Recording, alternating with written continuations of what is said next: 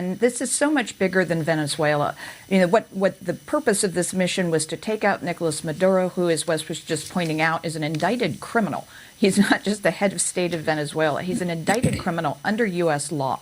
So this was entirely authorized by the president under Article 2. And it's very typical of President Trump that he does a surgical strike to take out a high-value target like the Iranian nuclear program, like Qasem Soleimani in January of 2020, get him out of the country, and he's going to try him under U.S. law.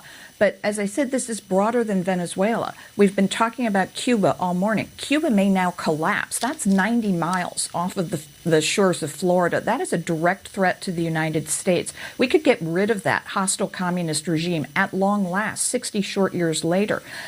So I think this is a huge day for the United States. It is just a new dawn for the Western Hemisphere. What would be the impetus for Cuba to collapse in the wake of this? Well, it would be economic, because since the fall of the Soviet Union, which was Cuba's old patron, Venezuela has been supplying Cuba with cheap oil. And the island has been so hideously mismanaged economically that is their lifeline at this point. So if that is cut off by the new interim government, which I hope is being run by Maria Corina Machado, that then could be the end for the communist regime in Cuba, and Cuba could once again become a good friend to the United States. So strategically, this is a great benefit to us. Victoria, currently the regional nations, but also globally, there's been a very muted response. We haven't heard specifically from Iran and China and even Russia regarding this. What do you think the response today from the international community? What do you think we can expect?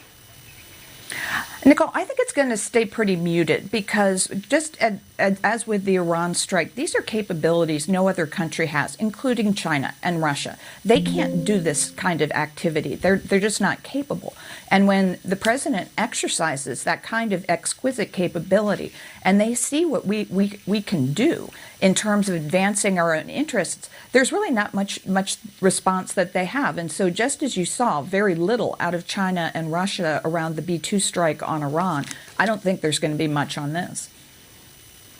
Hey, Victoria, you said it's bigger than Venezuela. I agree. I want to take you, though, to Mexico. Mexico is a big question mark in all of this. 23 minutes ago, Claudia Sheinbaum, the president of Mexico, simply appearing to condemn what has happened because she cites Article 2, Paragraph 4 of the Charter of the United Nations, which says the members of the organization in their international relations shall refrain from the threat or use of force against the territorial integrity or political independence of any state or in any other manner inconsistent with the purposes of the United Nations.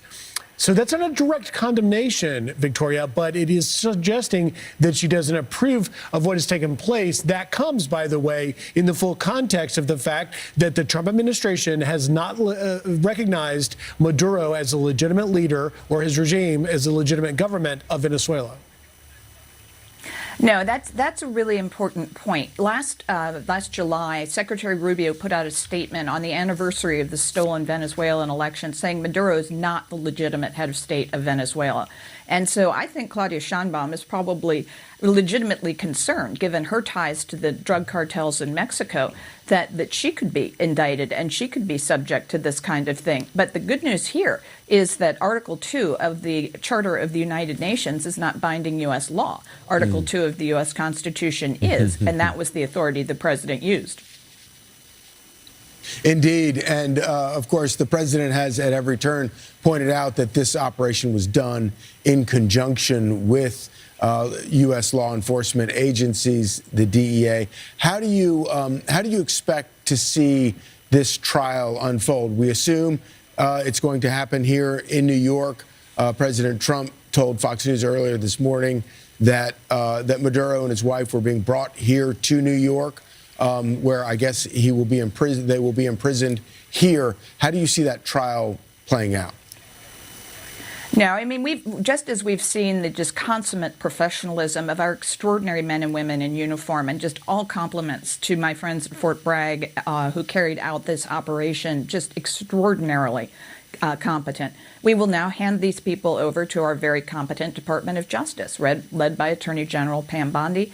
And I'm quite sure that this trial will proceed by the law. I mean, it'll be by the book. And as Wes was saying, the evidence is overwhelming here. Venezuela has descended into just being a narco-terrorist state. And that's what really changed the calculus here, is Maduro went from being kind of, overseeing the narco-terrorists to being one of the narco-terrorists and creating this De Los Soles cartel. And so that's what made this different. That's what makes him actually a criminal like Noriega in Panama. But the other thing here then is that this becomes a vital national security interest of the United States. We're not in this out of altruism. I mean, I hope for a better day for the people of Venezuela, but this was turning into a direct threat to the United States, just like Panama, because of the existence of the Panama Canal, was a direct threat to the United States in 1989. So that's what's different here. I think the trial will be, again, a textbook case of the rule of law. This will be good for other rogue actors around the world to observe. Hey, Victoria, just real quickly, before we let you go, I did want to get your reaction because I've been struck out of all the responses from members of Congress this morning, some on the left saying that this was unauthorized, some Republicans praising it, thanking President Trump for this effort and this operation. But Congressman Jimenez, Carlos Jimenez from Florida, is saying that this is the equivalent to the fall of the Berlin Wall. Do you agree?